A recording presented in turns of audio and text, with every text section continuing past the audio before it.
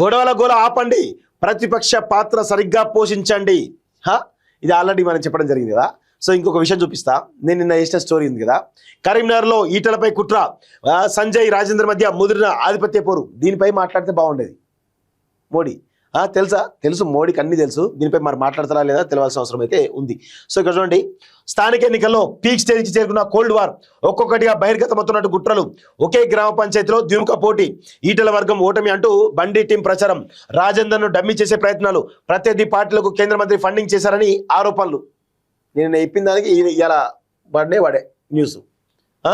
కేంద్ర మంత్రి బండి సంజయ్, ఎంపీ ఈటల రాజేందర్ మధ్య ఆధిపత్య పోరు మరింత ముదిరింది. సర్పంచ్ ఎన్నికల సందర్భంగా వీరి కోల్డ్ వార్ పీక్ స్టేజ్కి చేరుకున్నది. ఒకే గ్రామ పంచాయతీలో అటు బండి సంజయ్, ఇటు ఈటల రాజేందర్ సర్పంచ్ అభ్యర్థిగా వేర్వేరు నేతలను బలపరిచినట్టు తెలుస్తున్నది. ఇందులో బీజేపీ బలపరిచిన అభ్యర్థి విజయం సాధించారని బండి వర్గీయులు చెబుతూనే, ఈటల బలపరిచిన అభ్యర్థి ఓటమి చవి చూసిన ప్రచారం చేస్తున్నాం. పుండుపై కారం చల్లినట్లయింది. ఒకే పార్టీలో కీలకంగా ఉన్నటువంటి ఇద్దరు నేతలు సర్పంచ్ ఎన్నికలో ఒకే జీపీకి వేర్వేరు అభ్యర్థులను బలపరచడం, ఇరువురి మధ్య అంతర్యుద్ధం ఏ స్థాయిలో ఉందనేది సాక్షాత్కరిస్తున్నది. ఈ విషయం బండి వర్గీయులే అధికారికంగా సోషల్ మీడియాలో ప్రచారం చేయడంతో ఆ నోట ఈ నోట పడి పార్టీలో చర్చనీయాంశంగా మారింది. దీన్ని బట్టి చూస్తే తెలంగాణ బీజేపీలో మరీ ముఖ్యంగా కరీంనగర్లో ఈటల ఆటలు సాగవనే సంకేతాన్ని ఇస్తున్నారని ఉన్నదని రాజకీయ వర్గాల్లో చర్చ జరుగుతున్నది. సోషల్ మీడియాలో ప్రచారం. బండి సంజయ్ వర్గీయులు ఈ ఫలితాలను తమ నాయకుడి బలం, ఈటల ప్రభావం తగ్గుతుందనడానికి నిదర్శనంగా పేర్కొంటూ వాట్సాప్ గ్రూపులో ప్రచారం ముమ్మరం చేశారు. ఈ అంశం ఈటల వర్గీయులకు ఆగ్రహం తెప్పిస్తున్నది. హుజురాబాద్ అనేది రాజేందర్ రాజకీయ ప్రస్థానంలో కీలకమైనటువంటి నియోజకవర్గం. ఇక్కడ స్థానిక ఎన్నికల్లో తన వర్గం అభ్యర్థి ఓడిపోయి ప్రత్యర్థి వర్గం అభ్యర్థి గెలవడం ఈటలకు వ్యక్తిగత ప్రతిష్టకు సంబంధించిన అంశంగా మారింది. బండి వర్గీయులు గెలుపొందిన సర్పంచ్ అభ్యర్థి వివరాలను, ఎన్నికల ఫలితాలను కోట్ చేస్తూ ఈటల వర్గాన్ని టార్గెట్ చేస్తూ వాట్సాప్ గ్రూపులో మెసేజ్ షేర్ చేశారు. దీంతో బండి సంజయ్ బలమేంటో తెలిపింది. ఈటల కోటకు బీటలు వంటి వ్యాఖ్యలతో కూడిన సందేశాలు పార్టీలో హాట్ టాపిక్ గా మారాయి. ఈ ప్రచారంతో ఈటల వర్గీయులు తీవ్ర మనస్తాపానికి గురవుతున్నారంటూ చూస్తాను. నేను 100% నేను చెప్పిన ఇక్కడ చాలా స్పష్టంగా ఈటల రాజేందర్ వర్గం నుండి పోటీ చేస్తున్నటువంటి, బీజేపీ నుంచి పోటీ చేస్తున్నటువంటి అభ్యర్థులు ఎవరైతే ఉన్నారో, బీజేపీ సపోర్ట్ తోటి అభ్యర్థులు అవుతుందో వాళ్ళని గెలిపించడానికి ప్రయత్నాలు చేయాల్సింది పోయి బండి సంజయ్ ఈటల వర్గీయులకు సంబంధించిన వ్యతిరేకంగా ఉన్నటువంటి బీఆర్ఎస్ పార్టీ సర్పంచ్ అభ్యర్థులకు కౌశిక్ రెడ్డి సహకారంతో ఈరోజు పెద్ద ఎత్తున ఫండింగ్ చేసిండు. ఒక్కొక్క సర్పంచ్ అభ్యర్థికి 4 లక్షలు 5 లక్షలు పంపించినట్టుగా నేను ఆల్రెడీ కొంతమంది పెద్ద వాళ్ళతో మాట్లాడుతుంటే వాళ్ళు చెప్తా ఉన్నారు. ఈరోజు బండి సంజయ్, కౌశిక్ రెడ్డి వేరువేరు కాదు, ఇద్దరు ఒకటే. ఈరోజు బండి సంజయ్, కౌశిక్ రెడ్డి ఏమంటారు తెలుసా, ఈటల రాజేందర్ త్వరలో పార్టీ నుంచి బయటికి పోతాడు, మా టార్చర్ తట్టుకుని బయటికి పోతాడు, నువ్వేం ఫికర్ చేయకు, బీఆర్ఎస్లో ఉంటే ఉండు, లేకపోతే నిన్ను మళ్ళీ బీజేపీలో తీసుకుంటామని చెప్పేసి కూడా చాలా స్పష్టంగా హామీ ఇచ్చినట్టు కూడా తెలుస్తూ ఉంది. సో ఇంత దారుణమైన పరిస్థితి ఉంటే బీజేపీ బాగుపడుతుందా? బీజేపీ నుంచి పోటీ చేసిన అభ్యర్థులను అని ఏ వర్గమైనా కావచ్చు, వాళ్ళని ఓడించడానికి ఈరోజు బీఆర్ఎస్ పార్టీ సర్పంచ్ అభ్యర్థులకు ఫండింగ్ చేస్తున్నారు అంటే ఇక భారతీయ జనతా పార్టీ పరిస్థితి తెలంగాణలో ఎట్లా ఉందో అర్థం చేసుకోవాలి.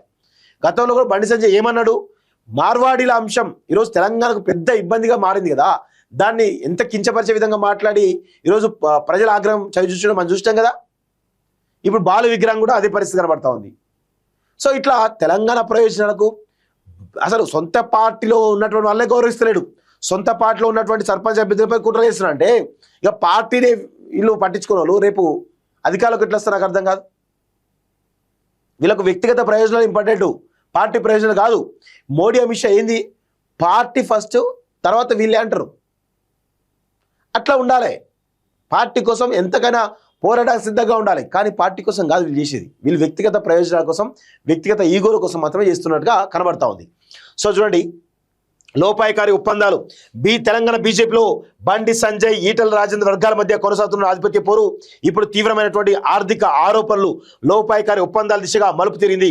హుజురాబాద్ నియోజకవర్గంలో ఈటల ప్రభావాన్ని తగ్గించేందుకు బండి సంజయ్ ప్రత్యర్థి పార్టీలతో లోపాయకారి ఒప్పందం చేసుకున్నారనే ఆరోపణలు వస్తున్నాయి. సర్పంచ్ ఎన్నికల్లో ముఖ్యంగా హుజురాబాద్ నియోజకవర్గంలో ఈటల బలపరిచిన అభ్యర్థికి ప్రత్యర్థిగా ఉన్న వారికి బండి ఎన్నికలకు ఫండింగ్ చేశారనే ఆరోపణలు వస్తున్నాయి. బండి సంజయ్ ప్రత్యర్థి పార్టీలకు నిధులు పంపి ఈటల ప్రభావాన్ని తగ్గించేందుకు ప్రయత్నించారని నియోజకవర్గంలో చర్చ జరుగుతున్నట్లు సమాచారం. మరి ముఖ్యంగా ఈటల ప్రచారం చేసిన ప్రాంతాల్లోని ప్రత్యర్థి పార్టీలకు సంజయ్ సపోర్ట్ లభించిందనే ఆరోపణలు స్థానికంగా వినిపిస్తున్నాయి. చాప కింద నీరులా ఇతర పార్టీల నేతలు తన వారేనని చెబుతూ ఫండింగ్ చేశారనే విమర్శలు వస్తున్నాయి. దీని వెనుక మరో ఉద్దేశం కూడా ఉన్నట్లు బలంగా వినిపిస్తున్నది. వచ్చే ఎన్నికల నాటికి డీలిమిటేషన్ లో భాగంగా సెగ్మెంట్లు మారిన తనకు ప్రత్యర్థులు ఇబ్బందులు రావద్దని భావించి ఆయా పార్టీలతో లోపాయకారి ఒప్పందం చేసుకుని పరస్పరం సహకరించుకునేలా ప్లాన్ చేసినట్టుగా విశ్వసనీయ సమాచారం.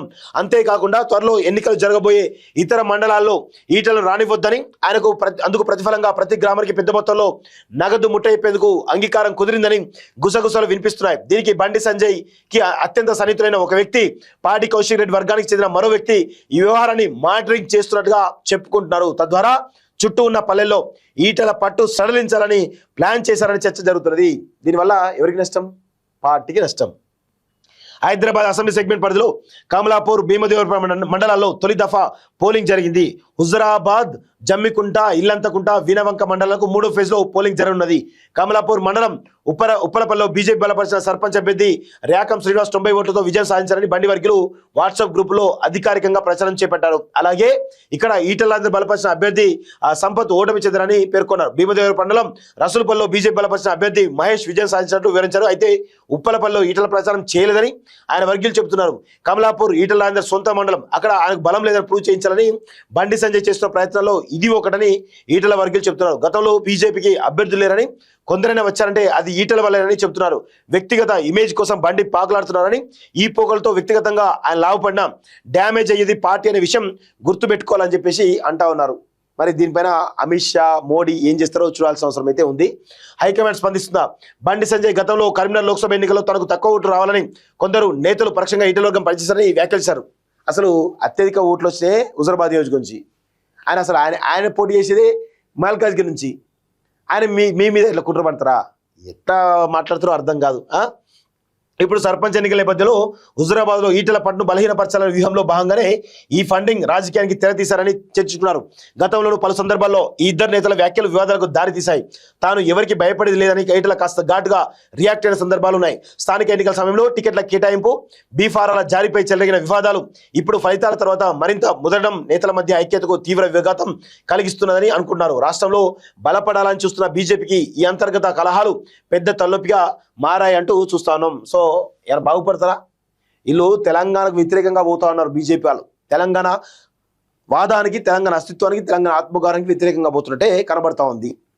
సో ఇట్లా బీజేపీ వాళ్ళు ఇక మీరు ఇంత దారుణంగా పోయిన తర్వాత మీ పార్టీ బాగుపడతారా? తెలంగాణలో మీరు బాగుపడతారా?